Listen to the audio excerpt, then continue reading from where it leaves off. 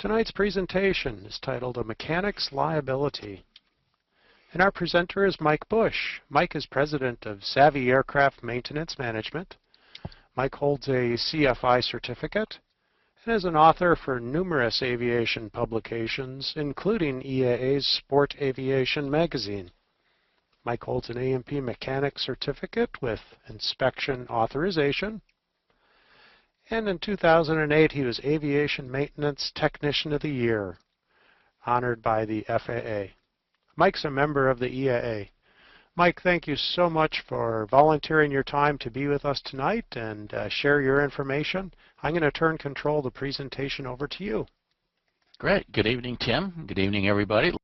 Subject of tonight's presentation, as Tim said, is mechanic's liability. This is a little bit different subject than we usually talk about because we're not doing any wrench swinging tonight, but we're talking about a problem that that pervades the aircraft maintenance space, and that we as aircraft owners need to understand and learn how to deal with. Liability is the scourge of aircraft maintenance. I suppose you could say that it's the scourge of aviation in general. There are way too many lawsuits going on, but what we're going to be talking about tonight specifically has to do with aircraft maintenance. And the liability issue is a very serious issue for aircraft owners because it creates a fundamental conflict between aircraft owners and their mechanics.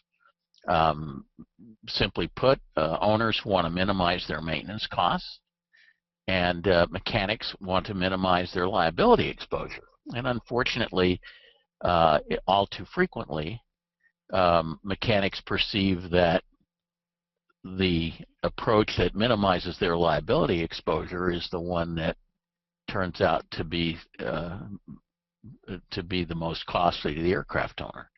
So it sort of sets up a schism between owners and mechanics, and that we need to learn a little bit how to deal with.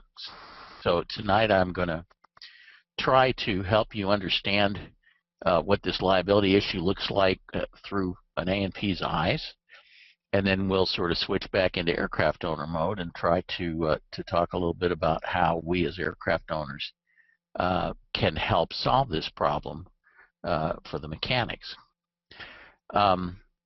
The concern that mechanics have over liability often results in what I call defensive maintenance. It's basically the same sort of concept as when we talk about defensive medicine, where doctors will prescribe tests and stuff that are excessive, that they wouldn't do if it was their own family member. But they're so afraid that if they miss every little jot and tittle, that they will wind up with a lawsuit. And aircraft mechanics are in the same boat. Defensive maintenance means doing maintenance that is really unnecessary at best, and that's detrimental at worst, and doing it because it's the mechanic perceives that if he doesn't do something, that it will open him up to possible liability. The manufacturer's recommendations, as I've talked about in other webinars, are typically excessive, because when the manufacturer writes recommendations in their service manuals, they have to write recommendations that work for every airplane in the fleet. So those recommendations are typically calibrated to the worst case airplanes, and are typically really excessive for most of the airplanes in the fleet. And so this is a problem that mechanics deal with all the time. Owners need to understand what the mechanics are worried about, and we're going to talk about that a good deal this evening. And then how to relieve those concerns so that the owner and the mechanic can be on the same page. And it's a difficult problem. It's one that in my managed maintenance practice we deal with every day, and it's tough. Mechanics worry about two different kinds of liability. They worry about regulatory liability, in other words, getting in trouble with the FAA, and they also worry, probably more, about civil liability. That's the liability that if an airplane that they work on has an accident and they wind up getting sued. So let's talk about the regulatory issue first. Regulatory liability can be quite daunting for mechanics. Probably the most serious single offense from an FAA standpoint that a mechanic can do is making a fraudulent logbook entry. In other words, signing off a logbook entry that describes maintenance differently than what was actually done. I mean, the worst kinds of things, for example, would be saying that an airworthiness directive was complied with when it really wasn't, that sort of thing. And we call that autographing a lie, and that's pretty much the worst thing the mechanic can do from the standpoint of the FAA. It's covered by regulation FAR 4312, which makes it a very serious offense for a mechanic or a shop to falsify a logbook entry intentionally. Doesn't really apply to inadvertent errors in logbook entries, but if intent can be shown, then the mechanic or shop is in very big trouble. If it's an individual that's involved, typically he will lose all of his certificates, even his pilot certificate, incidentally. Any FAA certificates that the perpetrator has would be in jeopardy. If it's a business, like a repair station, they can be fined up to $250,000 per offense. So it's pretty serious business. But this isn't something that happens very much. In fact, it's pretty easy for a mechanic to stay out of trouble with the FAA because the regulatory requirements affecting maintenance are really very simple. Part 43 has only 13 regulations in it, and to boil it down to its bare essentials, there are really only 5 things that a mechanic needs to do to stay out of trouble with the FAA from a regulatory standpoint. He has to perform maintenance by the book. In other words, when he performs maintenance, he has to do it the way the service manual says to do it, or if the service manual doesn't say how to do it, then he has to do it the way the FAA says to do it. Second of all, he has to use the proper tools and equipment. If he is using a torque wrench, it has to be calibrated, that sort of thing. He has to ensure that the aircraft meets all applicable airworthiness requirements, including compliance with all applicable airworthiness directives. He has to document his work accurately, as we were talking about. If he signs off a logbook entry that is falsified, he gets into very big trouble. So it's very important that he logs the work that he does, that he describes it accurately, and that he signs it off. And finally, anytime he does a task that he has never done before, he's supposed to get supervision by somebody who has done it before. And those 5 things are basically what Part 43 obligates a mechanic to do. And if he does those 5 things, he's going to stay out of trouble with the FAA. And it's pretty simple, and it's pretty common sense. And any mechanic that makes a good faith effort to follow those simple rules is very unlikely to get into trouble with the FAA.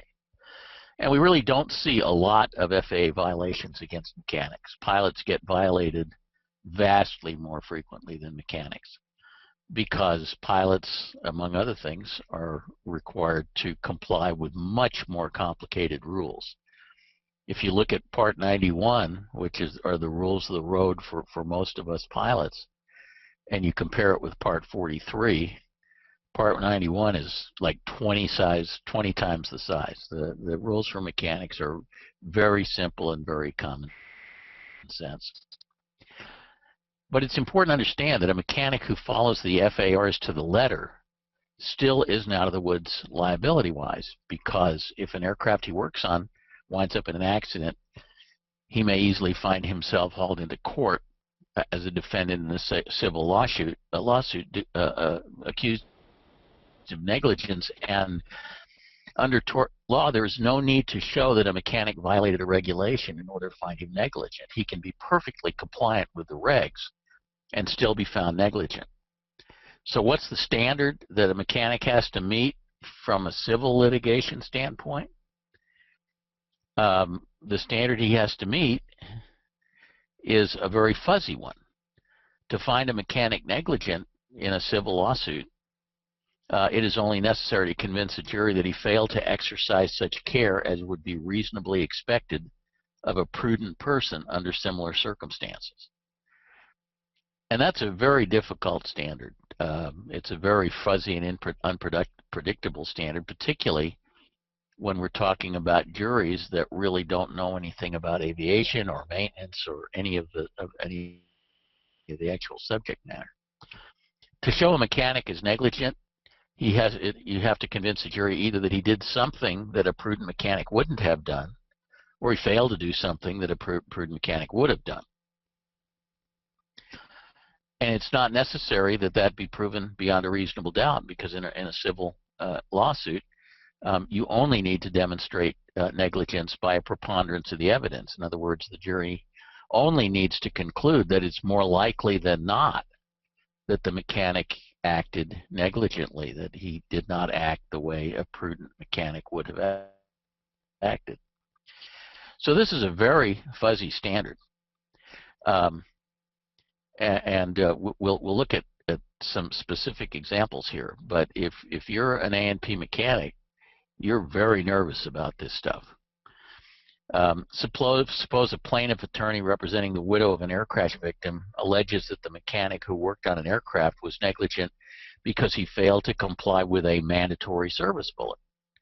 Now, we all know that mandatory service bulletins aren't mandatory for Part 91 operators. The FAA doesn't require Part 91 operators to comply with service bulletins. And frankly, most Part 91 operators don't comply with all service bulletins.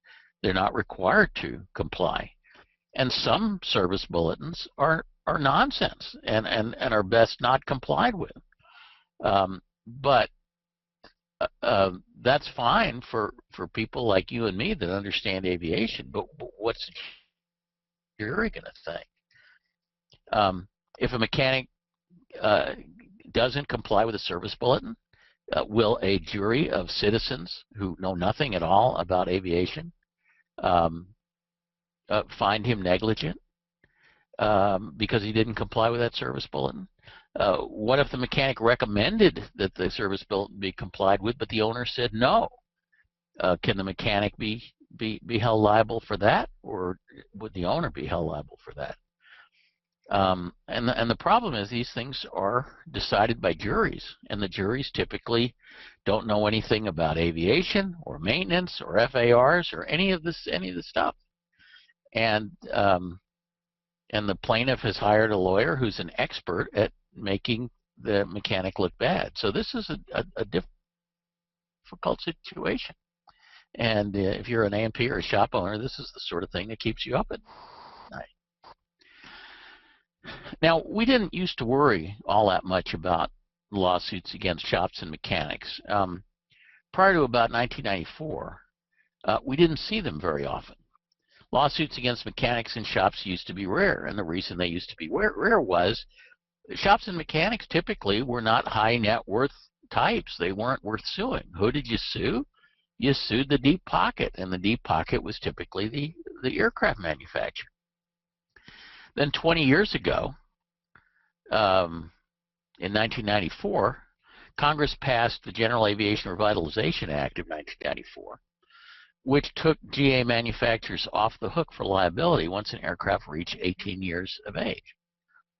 And the vast majority of our current general aviation fleet is over 18 years old.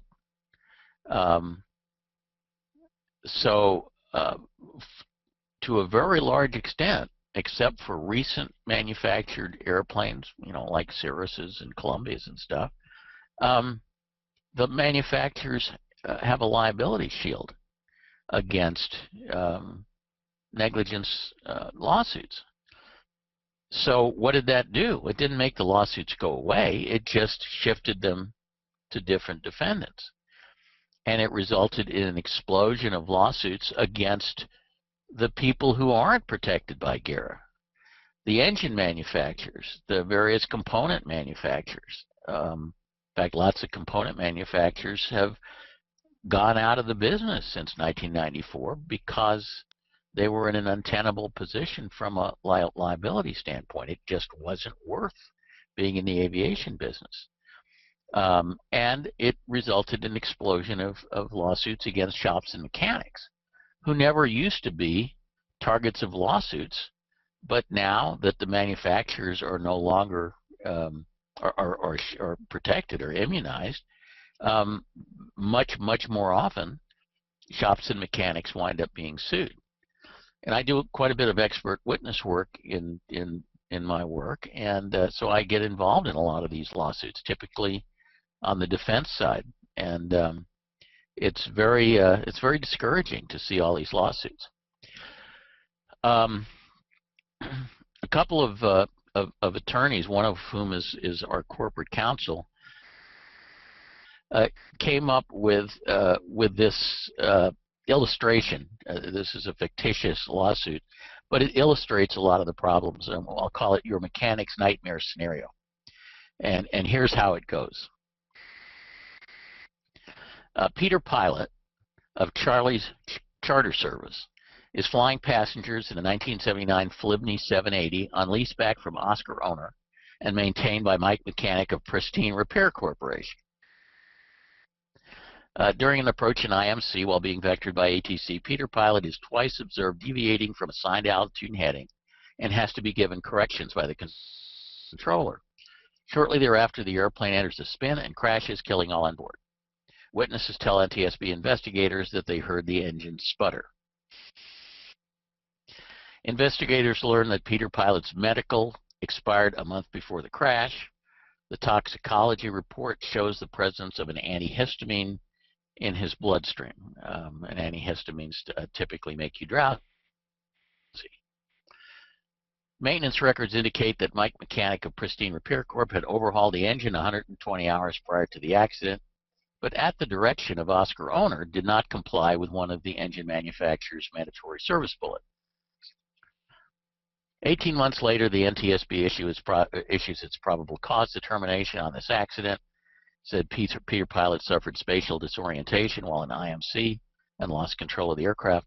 A contributing factor was Mr. Pilot's use of an over-the-counter cold medication that included the antihistamine. The families of the deceased passengers file a civil lawsuit.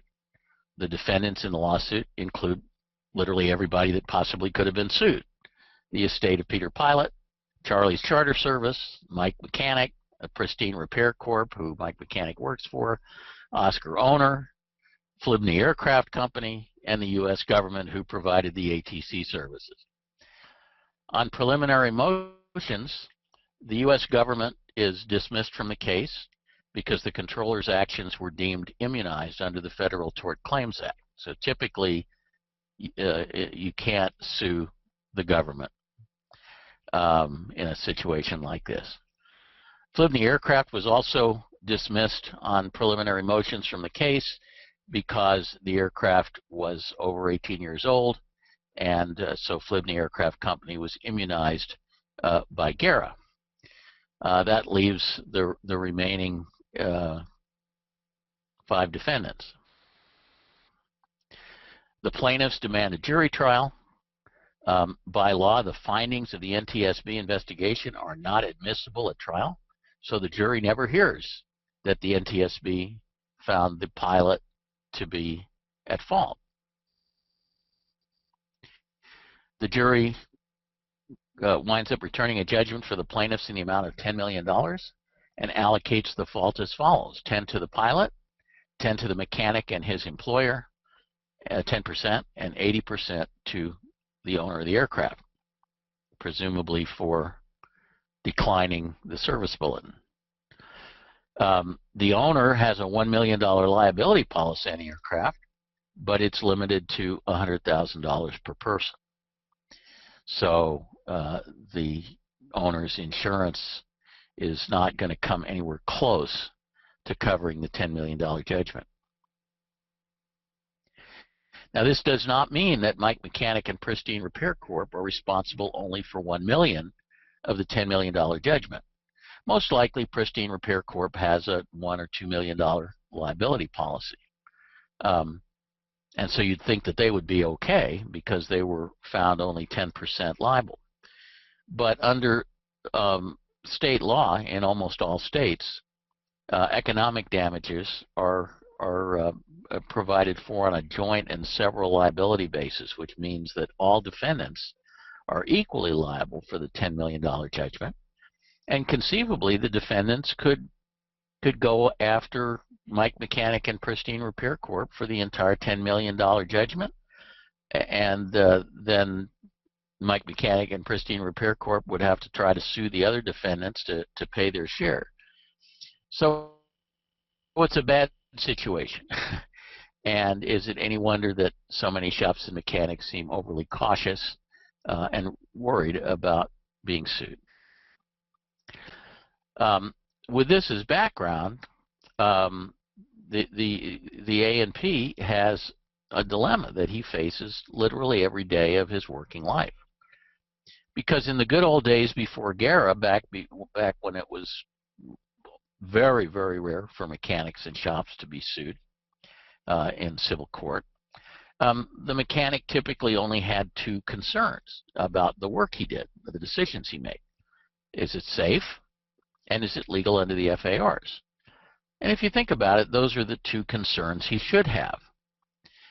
But in the new era over the last 20 years since GARA, he has to worry about how will it appear to a civil jury that knows nothing about aviation after being spun in the worst possible light by a skilled plaintiff attorney.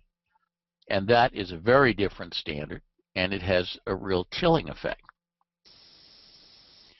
Let me just give you a quick example. An owner brings a Cessna 182 into the shop complaining of nose wheel shimmy. The mechanic investigates the nose wheel shimmy and determines that the reason for it is that the bolt holes in the steering collar are worn elliptical, and that the bolt that secures the lower end of the torque link is wobbling around. It can't hold the nose wheel in position properly because the holes are worn. So now he has to figure out, how do I fix this? And he considers three possibilities. A brand new steering collar from Cessna will cost about $2,000. He could find a used serviceable steering collar from a salvage yard at about half that price. Or conceivably, he could ream the ovaled out holes oversize and install bushings to bring them back to their original dimension. And that would only cost about $100, but it's not a Cessna approved repair. Now, if it was his Cessna 172, he'd probably put the bushings in. But it's not his. It's a customer's. And if the customer has an accident, you know, maybe the customer won't sue him, but who knows about his widow? So he worries about this stuff.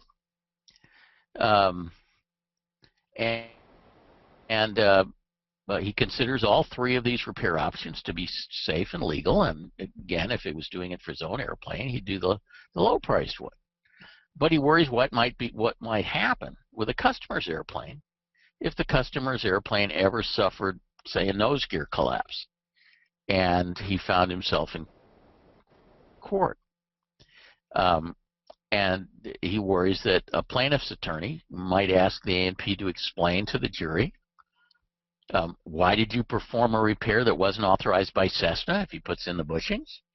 Or why did you install an undocumented part from a junkyard if he uses the salvage yard part. Now, both of those repairs are perfectly legitimate. I mean, I've put lots of salvage yard parts on my airplane. It's a very smart thing to do and a very smart way to save money on maintenance. And I've performed repairs that weren't documented anywhere, but that I felt was safe. But that's fine on your own airplane, because you know you're not going to sue yourself. But what about on a customer's airplane? This is a real problem. So if you were this particular A&P and you were dealing with this 172 nose wheel shimmy, and you especially ever had the experience of being hauled into court, which is a very unpleasant experience and one that typically leaves a very, very strong impression on mechanics, that they don't ever want to let that happen again, what would you do? So defensive maintenance, basically using the high price spread because it's the least likely to be criticized in the lawsuit, costs aircraft owners very dearly in terms of maintenance cost. And one solution to many of these issues is to put the decision-making burden on the aircraft owner, so the mechanics aren't placed in dilemmas like this. Because by rights, aircraft owners should be making these decisions and not asking their mechanics to make them. If you ask the mechanic to make the decision, then the mechanic's fear of liability is going to affect the way he makes that decision, and it may not be in a way that you as an aircraft owner like. So here's an example, for example, of how you might do that. The mechanic would prepare a letter explaining how a decision was made, sign it, and ask the aircraft owner to countersign it. And it says, I advise the owner of November 1234 Zulu about the FLIBNY Mandatory Service Bulletin MSB 99-44. The aircraft is operated under Part 91, and therefore compliance with the MSB is not required by regulation. After discussion of the technical and regulatory aspects of MSB 99-44, the owner decided he did not want this work performed and instructed me not to do it. And the mechanic signs it and the owner signs it.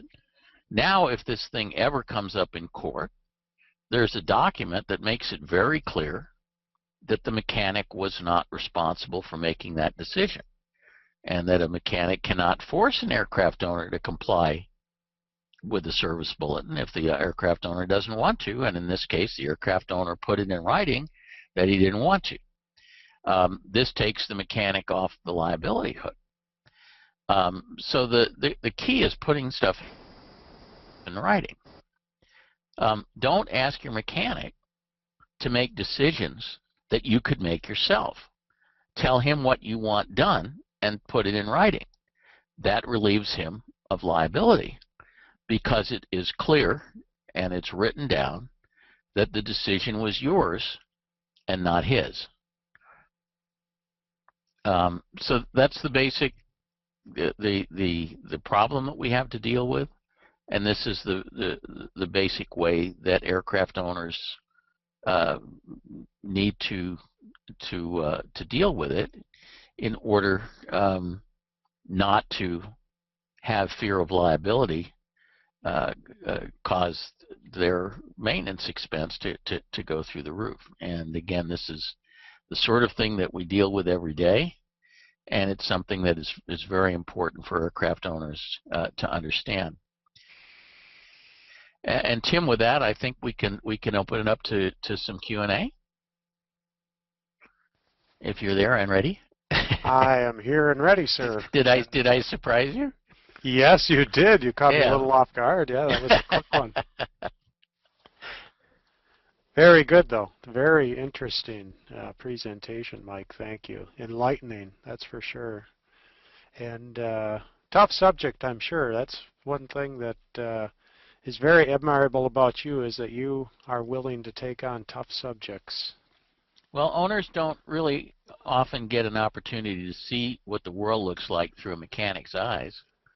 And, you know, I've had the good fortune, I guess, to be able to do that, and also to be involved in quite a lot of these lawsuits, but fortunately not as either a plaintiff or a defendant, but as a close observer, as an expert witness. And so I kind of see what's going on. And I have huge amounts of sympathy for the mechanics that we work with and their concerns about this.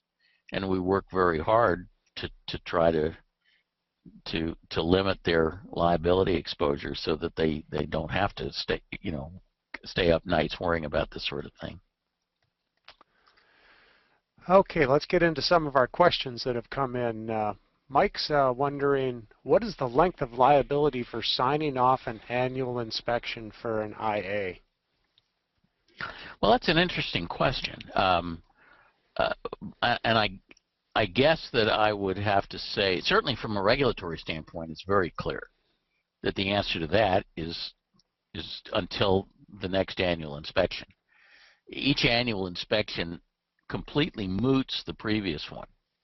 So from an FAA standpoint, if there's a problem with an airplane, let's say it crashes or something, the FAA is going to look at whoever signed off the last annual, and they're not going to go back behind that. And the principle there is that when an IA does an annual inspection, in theory, he is certifying that every atom and molecule of the aircraft is airworthy. Obviously, in the real world, that's not possible. You can't inspect every atom and molecule. But the signing off an annual on an aircraft by an IA is a certification that the aircraft in its entirety is airworthy, and so it moots any previous inspections. If this same issue came up in civil court, it's anybody's guess how the jury would react if somebody was trying to pin the blame on somebody that did a prior inspection that wasn't the most recent one. Possibly they could convince a jury that there was negligence there, but from the FAA standpoint, only the last annual counts. Okay, question here from Richard. He's wondering, how could I rescind an annual that I did, because he feels that the owner, who's a student pilot, has another pilot flying with him that might not be perfectly legal.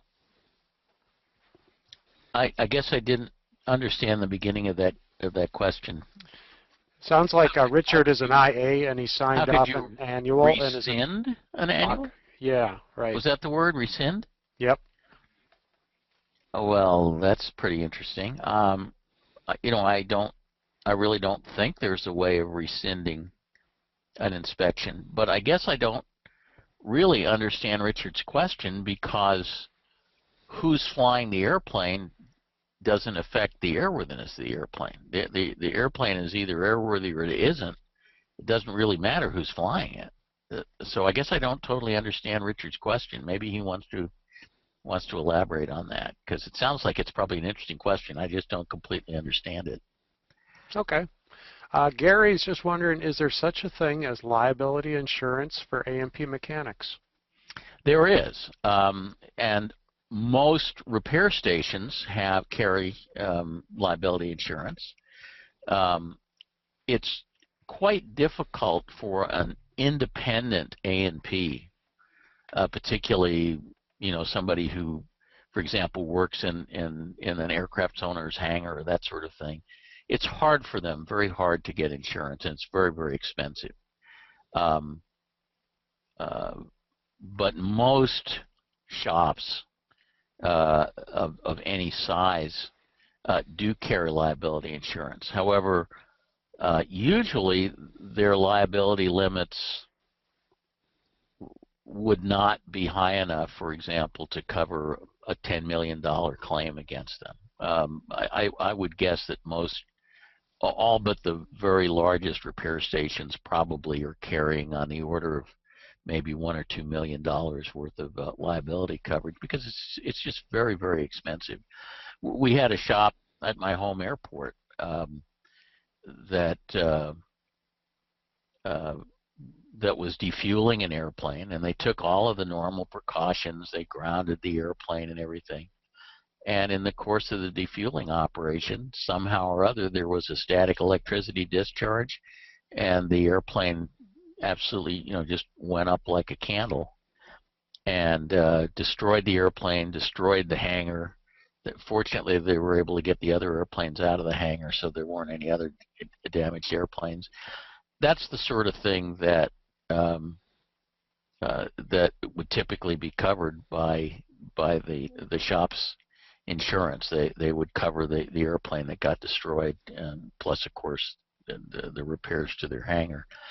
But if you have an air crash and people die, the claims can be quite large potentially, particularly if it was a high net worth individual. And most shops aren't able to carry enough insurance to protect them against a large claim like that. And individual mechanics, it's very difficult for them to get insurance that they could actually afford to pay. The minimum premiums are quite high. Question here from David. He says, in regards to the statement, get supervision for first-time tasks, I think he's talking about regulatory, what an AMP has to do. He says, as an AMP, I'm not required to get supervision to do a task. Where are you getting this requirement from? I can get you the reg. It's in Part 65 in Mechanic Privileges and Limitations, and it's written in black and white, and it also is probably the most violated of all maintenance regulations, and people don't pay any attention to it. But in fact, it is a requirement, and it's written in Part 65, and I could find the number pretty easily, but it's the regulation Part 65 that's entitled Mechanic Privileges Limitations. And one of the items in there is that a mechanic is not permitted to do a task that he has not performed before unless it's done under supervision of somebody who has done it before. And as I said, this is probably one of the most ignored regulations that affect mechanics, and so I'm not completely surprised that this A&P isn't aware of it, but it would be an interesting homework assignment to go look it up because it really is there, trust me. Question from Brian. He says, I agree that owners should relieve AMPs about problems that are known, but what about errors of omission? What if the AMP missed something?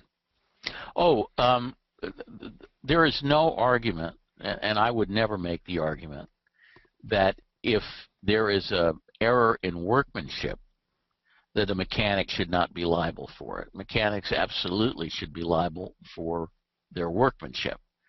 The real question, and the question I was trying to address here, has to do with decision making as opposed to workmanship.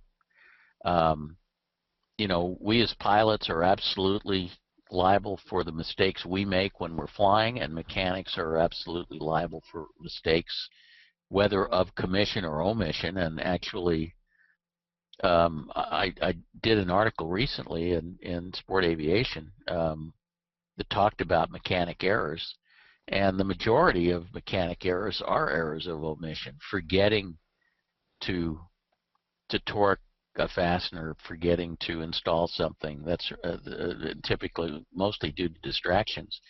But no, there's no question that mechanics are liable for their workmanship errors.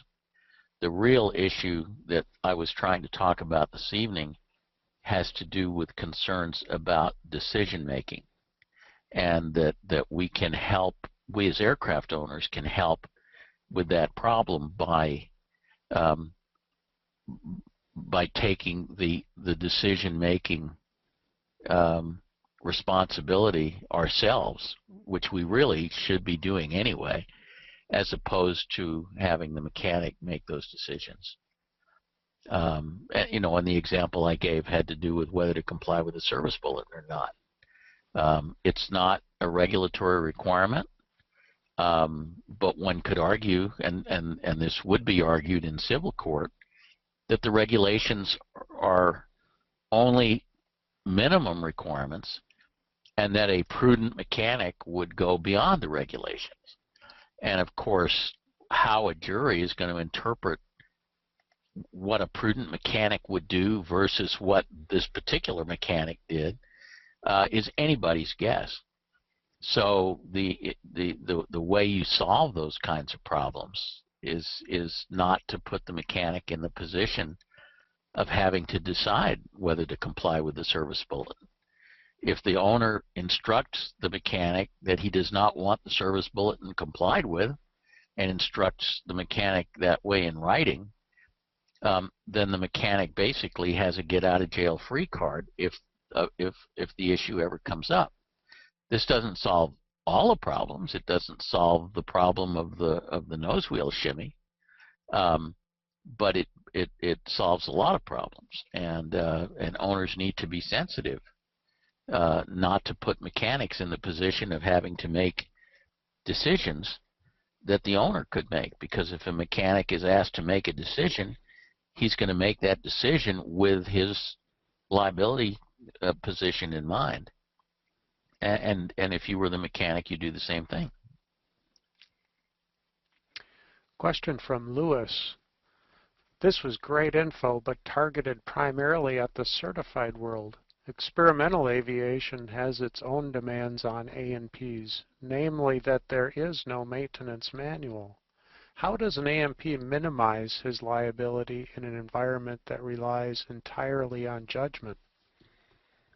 Well, of course, you know my answer to that, which is that all of my experience, 100% of it, is in the certified world. So I don't claim any expertise whatsoever in the experimental world.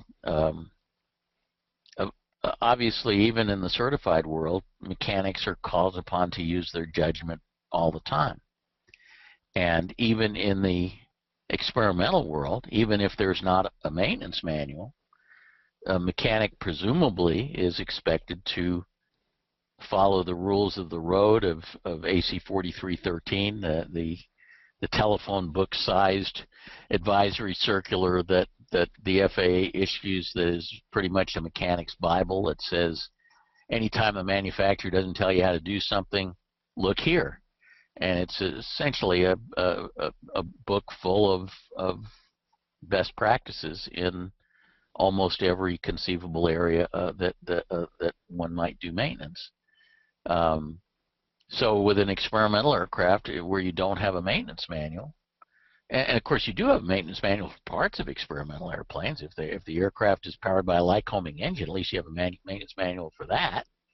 If it happens to use, you know, Cleveland wheels and brakes, you have maintenance instructions for those. So experimental aircraft are not completely devoid of maintenance instructions, but they certainly aren't as complete as they would be for a certificated aircraft. But in the absence of manufacturer's guidance, you use the FAA's guidance, and the FAA's guidance is AC 4313 plus a bunch of other relevant advisory circulars and so on. Bob, just wondering, do you know if the same liability issues exist in Canada? I don't know anything about that.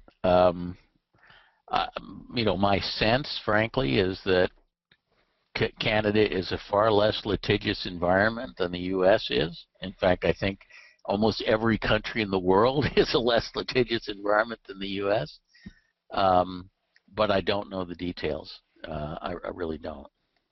I'm sure there's some concern, but I imagine that that the mechanics' concerns in Canada, and I'm just guessing here, there would be more concern about making Transport Canada happy, and probably less concern about civil liability than in the United States. Sure. And certainly Canada did not ever have anything akin to GERA, which really shifted the landscape dramatically. Paul's wondering if you could put the slide back on the screen, which is the sample letter signed by the mechanic and owner. I bet I could. Oh, just passed it. There we go. And Theodore's just wondering, would a mechanic be indemnified from liability by his employer? If a mechanic works for a repair station, whether he's indemnified or not, I guess, is an issue between the mechanic and the employer. The mechanic would certainly be a defendant in a lawsuit. But indemnification would mean that the employer would pay his legal expenses and would absorb any judgment against him. And whether he's indemnified or not is a matter of the basis of his employment. It's really a contractual matter between the mechanic and the employer, and it probably differs in every different case. Mm-hmm. Douglas is asking, your solution is not owner friendly, it just shifts liability to the owner. Any ideas for limiting owner's liability?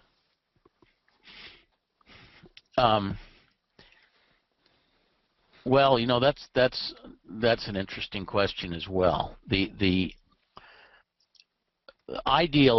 world I deal with is largely owner-flown airplanes. And in the world of owner-flown airplanes, if the airplane crashes, the owner is so deeply liable by virtue of the fact that he was flying the airplane that any additional liability he might have with regard to maintenance is down at the noise level or below the noise level. It's really not an issue. The time that it becomes a real issue, a big issue, is when the pilot of the airplane is different than the owner of the airplane, and that was actually the case in this nightmare scenario that we had, where it was a charter pilot who worked for a charter company, and the airplane wasn't owned by either the pilot or the charter company, but was owned by somebody else who was leasing the airplane back. It gets much more complicated then from a liability standpoint. And for example, we deal with some big flying clubs, and many of the flying clubs have policies. For example, just to take an example, of always overhauling their engines at the manufacturer's published TBO, even though A, that's not required by regulation, and B, airplanes that fly a lot, like the ones in flying clubs, almost always go way beyond TBO because they're in an optimum situation because they fly a lot. But the big flying clubs, like, you know, for example, West Valley Flying Club up in the San Francisco Bay Area, which I think may be the largest flying club in the U.S., they have a strict policy that they always overhaul their engines at TBO purely because of civil liability concerns, and that's because the pilots are typically not the owners of the airplanes in those situations. Flight schools are in the same boat.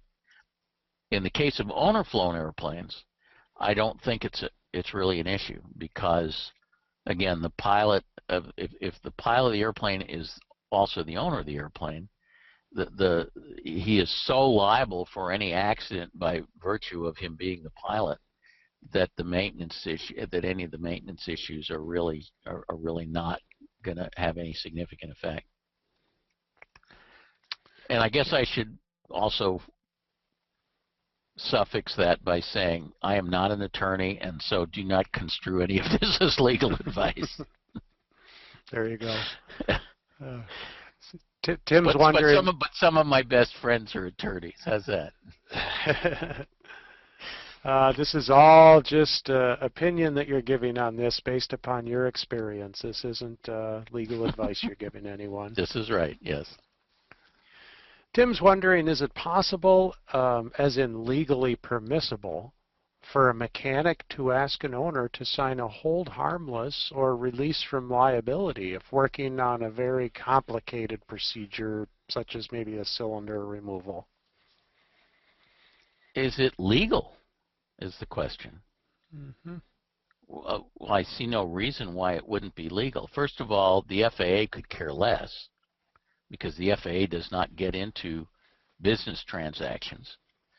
And that's simply a business transaction between the mechanic and the owner. So I'm sure it's legal. Whether an owner would be willing to sign such a waiver is another issue altogether.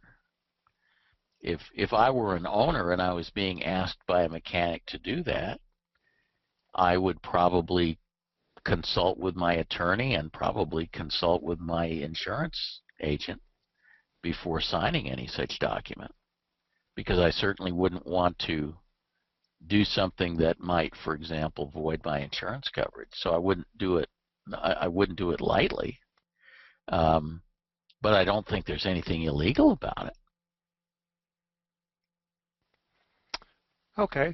Tom's wondering, legally, does a mechanic have to provide an AD compliance sheet to the owner during an annual, or just keeping records of his own suffice? Well, the mechanic keeping records of his own does not satisfy the requirements of the FARs. The mechanic must log all of the work he does, including and almost perhaps even most importantly, work that's done to comply with airworthiness directives and other airworthiness requirements, such as airworthiness limitations and that sort of thing. I know of no regulation that requires a mechanic to do an AD compliance summary, but it's a very, very nice thing for a mechanic to do, because it makes life a whole lot easier for the next IA who's doing an annual on the airplane. So we generally do it, and it's good practice to do it, but it isn't actually doing an AD compliance summary is not required by regulation, but making logbook entries documenting compliance with ADs and those logbook entries being part of the aircraft's maintenance records, that is required by regulation. John's wondering, is there any need or process for liability protection for the mechanic for owner-made parts? Well, that again that's the whole issue of owner-produced parts is a very interesting issue that I can't even touch on. I mean, that's something I'm trying to remember. I think I may have done a whole webinar on the subject of owner-produced parts, but it's a pretty complicated subject. Tim, would you read the question again? I just want to see if there's some part of it I can answer. Yeah, let me see here. Oh, did you erase it? Sorry about that. I already erased it here. It looks oh, like shoot. he was asking, is there, from a liability standpoint, is there any sort of liability waiver, or would you recommend anything like that for owner-produced parts? Well, I wouldn't recommend waivers specifically, because I think it's unlikely that the people would be willing to sign them. But basically, the responsibility with owner-produced parts is that the owner is responsible for producing the part in an airworthy fashion that complies with the type design, and he may have to hire a DER to certify the owner-produced part if that part, for example, is used in a major repair or a major alteration. The responsibility of the mechanic is to verify that the part is airworthy before installing it, like he would have to do with any part that he installs. And that verification would be presumably on the basis of documentation that the owner, who is the producer of the part, would provide. So if it was a part that was being used in a minor repair, I would say that if the owner can produce drawings or some kind of documentation that shows that the owner produced part conforms to the original type certified part, that would be adequate. If the part was used in a major repair, then I would think that probably certification from a DER would be something that I, as the installing mechanic, would want to see in order to be satisfied that the part is airworthy. But again, the responsibility in the case of an owner-produced part is that the owner, who's the producer of the part, is responsible for making sure the part is produced in an airworthy fashion, and the mechanic's responsibility is to verify that that part is airworthy before installing it. And normally that verification is done on the basis of whatever documentation comes along with the part, as is provided by the owner who produced the part. Gotcha. The owner is basically like any part supplier in that case, and has the same sort of responsibilities. Barry's wondering, can you determine a scenario where an owner and mechanic agreed in writing to operate an engine beyond TBO? Would this agreement release the mechanic from regulatory liability as well? Well, a mechanic has no regulatory liability for an engine going beyond TBO if it's a part, assuming it's a Part 91. In fact, the mechanic has no regulatory liability, period, with regard to going over TBO. There is no regulation that requires engines to be overhauled at TBO. If the owner happens to be, for example, a Part 135 operator who has operation specifications that require him to comply with manufacturer service bulletins, then that Part 135 owner might be obligated to not go past TBO. But that obligation does not rest on the mechanic. It rests totally on the operator of the aircraft. Mechanics are. Let me state this in a broader fashion, and I think we've talked about this in some other webinars. Mechanics are responsible for performing the work in an airworthy fashion and in accordance with either the manufacturer's instructions or, absent those, the FAA's instructions. Mechanics have no liability with regard to when work is performed or if work is performed, only how work is performed. The owner of the aircraft is the person who is responsible for when and if the work is performed. So it's a very, very clean, well-defined line of responsibility. Mechanics are responsible for how you do it, and owners are responsible for if and when you do it. And if people could just focus on that dichotomy, I think things would be a whole lot clearer. But there's a lot of confusion on the part of both aircraft owners and mechanics about who's responsible for what. And if you look at the FARs, it's really quite clear who's responsible for what. The FARs are actually written in a very enlightened and easy to follow fashion with regard to that question. Rick's got a question here. What about an independent A&P IA who might not be in the business and have a business, but he's got a friend who has an aircraft, and this independent guy is willing to help out the friend, but A&P IA is worried about liability. Would it help if he was named as an additional insured on that aircraft insurance policy? Good question. It would help immensely. The only problem is it ain't ever going to happen. Insurance companies will never add as an additional insured anyone who is doing maintenance on the aircraft. That's just an absolute rule in the insurance business. and you know, if you could somehow convince the insurance company to add the mechanic as an additional insured, that would help the mechanic immensely in this regard. But in my experience, that won't ever happen.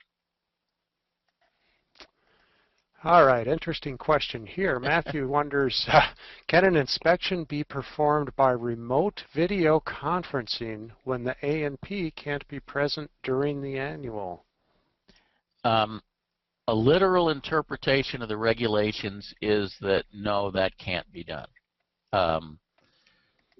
Now, look, the regulations are always at least 10 years behind technology, if not 20. And it would not astonish me if sometime in the future remote inspection becomes something that becomes admissible. But as regulations are written presently, an inspection has to be done in person by the IA. No portion of it can be delegated to anyone else. It's the only part of maintenance that can't be delegated. Mechanics can delegate virtually any other thing that they do other than inspections to any other human being, certificated or not, as long as the mechanic is willing to supervise that person to the extent the mechanic deems necessary and is willing to sign off the work afterwards and thereby take responsibility for it. But inspection is a special case, and inspection cannot be delegated, and presumably and has to be done, quote, in person, unquote. Again, these regs were written quite a long time ago, and you know, frankly, we do a lot of things by remote control nowadays. In fact, my company basically does everything that it does by remote control, and we, you know, review engine monitor data, and we review digital bore scope images, and we do all sorts of things remotely. But we don't do it in the context of signing off an annual inspection. You just can't do that illegally under the regs. Someday maybe that'll be possible. I don't see any reason why it shouldn't be, but it's not something that that's permissible now. Colleen's wondering why are the NTSB findings inadmissible in civil court? Well, they're inadmissible by federal law, and the law is written that way for a reason. It's written that way so that NTSB personnel do not have to be worried about being hauled into court and deposed.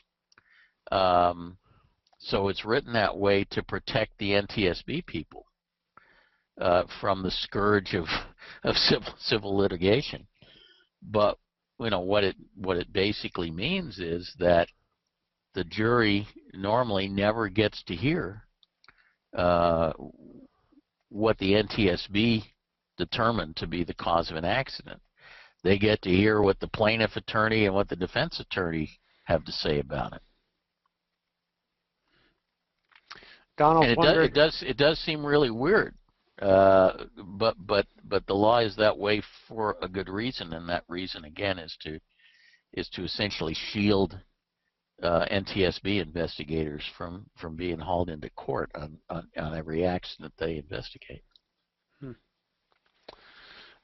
Donald's wondering if a mechanic forms a corporation and signs with his certificate number and corporate title, would only the corporation be liable? No. Well, first of all, I guess it depends on what kind of liability we're talking about. He can't do that from an FAA standpoint. The only person, quote, person, unquote, fictitious persons included, who can sign off an inspection are certificate holders. And either the mechanic is signing off the annual on his personal certificate, or an FAA certified repair station, Part 1445 repair station, is signing off the annual on its certificate. When an IA is working for a repair station and he signs off an annual, he's actually not signing off the annual himself. He's signing it off on behalf of the repair station. And so, for example, when it comes time for him to renew his IA, he may have signed off 20 annuals that year, but they don't count against his IA. He has to actually go and take an IA refresher course in order to renew his IA, because the annuals he signed off with his signature were signed off on behalf of the repair station. They were not signed off on behalf of him as an individual. But you can't just form a corporation and have the corporation sign off anything. The only, you know, the inspections have to either be signed off by an IA as an individual or by a Part 145 repair station that holds an FAA repair station certificate. And there are a couple of other exceptions. An airline can sign off annuals on its certificate and that sort of thing. But basically, in the GA world, it's either a repair station or an individual IA that could sign it off.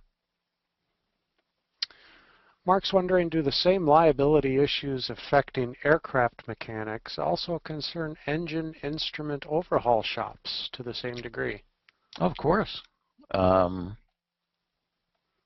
Pretty much anybody who touches that airplane is a target for lawsuits. And when the manufacturers got immunized with the 18-year statute of repose, all of the manufacturers of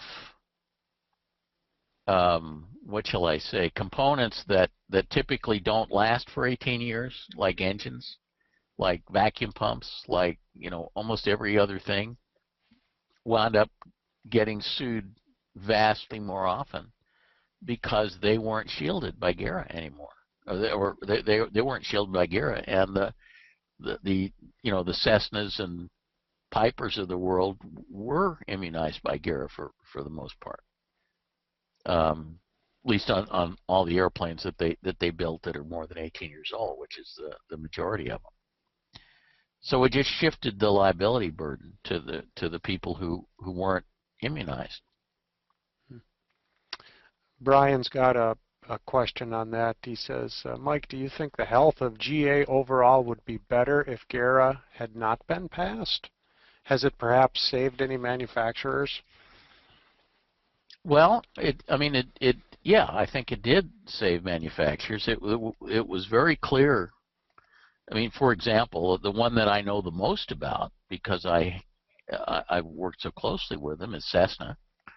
And Cessna basically shut down all of its piston engine manufacturing in 1986 and made it clear that unless GERA was passed, they would never again build a piston-powered airplane. And GERA was passed in 1994, and in 1994 they started production again. So it's very clear in the case of Cessna. I don't know as much about the other manufacturers, but I suspect much the same would happen. Nowadays, I work very, very closely with Cirrus. Almost 2/3 of my company's clients fly Cirruses. And of course, the SR-20 and 22 series started production in 1999 and 2000, so none of them are 18 years old yet. And literally every time anything happens to a Cirrus aircraft gets sued, and they are not immunized by GERA because the airplanes aren't old enough. But you know, another 5 years, some of those Cirruses will start falling off the edge of the GERA statute of repose, and those owners will no longer be able to sue Cirrus anymore. Ed is wondering, how much liability does a mechanic have if he installs a customer's carry-in part and that part is deemed to cause an accident?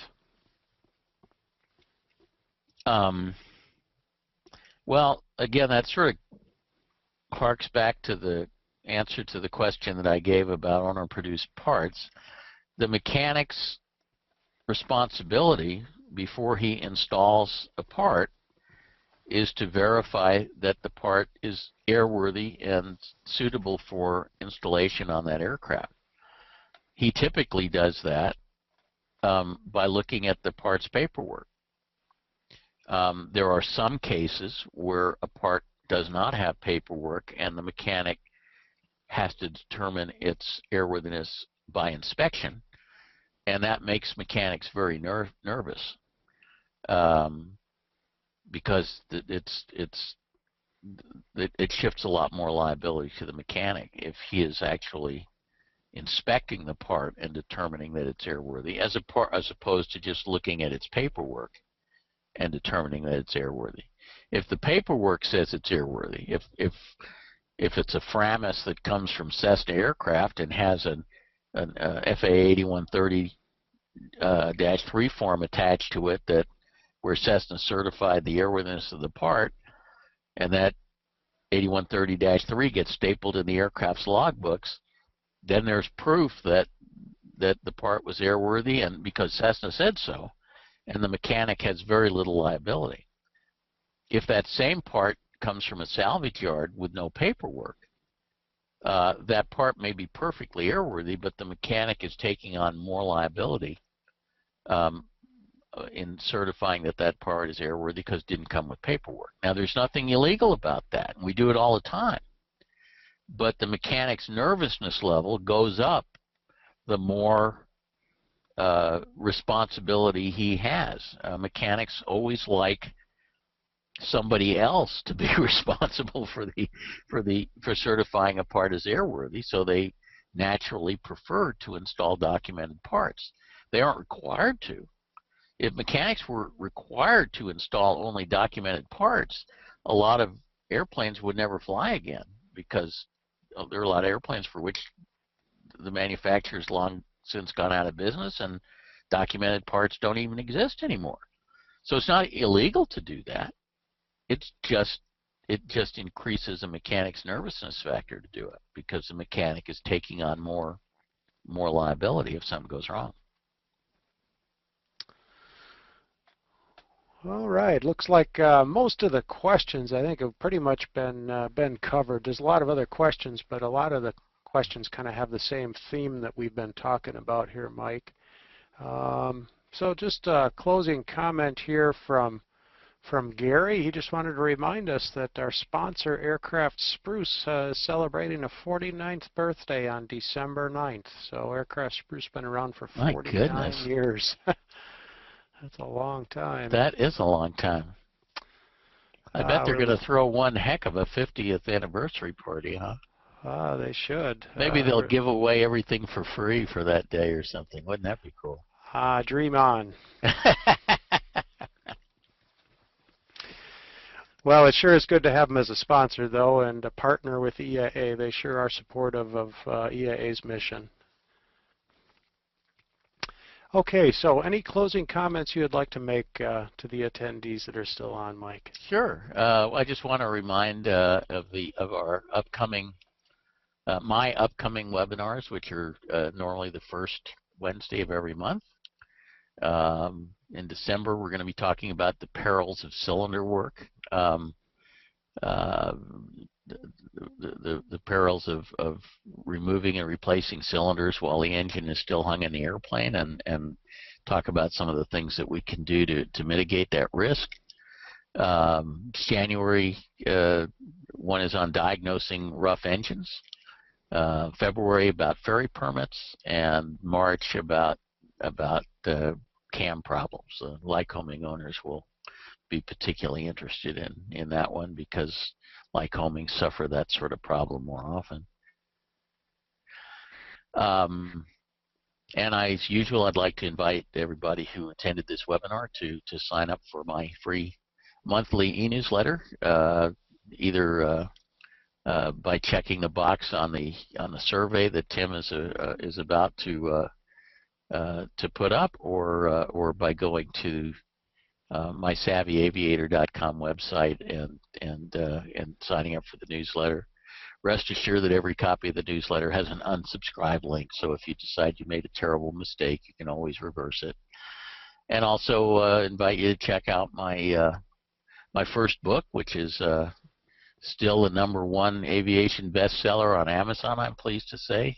It's entitled Manifesto, and it's a small book. You can read it in one sitting if you really are dedicated, and I think it's a lot of fun. So, oh, I didn't mean to do that, but that's all I have, Tim. Great. Well, thank you so much, Mike, for being with us tonight, volunteering your time and sharing your information on this most interesting subject.